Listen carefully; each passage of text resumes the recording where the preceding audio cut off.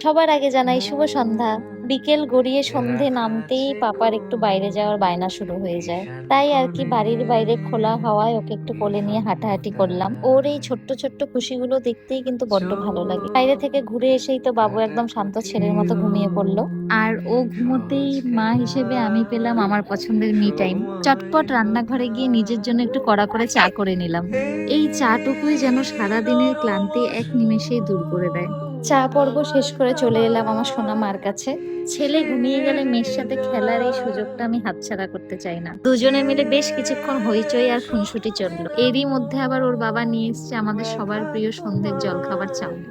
প্লেটে সুন্দর করে চাউমিনটা বেড়ে সবার প্রথমে মেখে দিলাম। তারপর আমিও বসে গেলাম গরম গরম চাউমিনের স্বাদ নিতে। সন্ধ্যের এই আড্ডাটা জাস্ট জমে গেল। খাওয়া দাওয়া শেষ হতেই লক্ষ্মী মেয়ের মতো পড়ার টেবিলে বসে গেল। আর ঠিক তখনই টাইমিং মিলিয়ে আমাদের ছোট্ট পাপাও ঘুম থেকে উঠে পড়েছে। এখন আবার ওর নতুন করে খেলার মুড। আমাদের আজকের ছোট্ট সন্ধ্যাটা তো এভাবেই কাটলো। আপনাদের কেমন লাগলো কমেন্টে জানাবেন।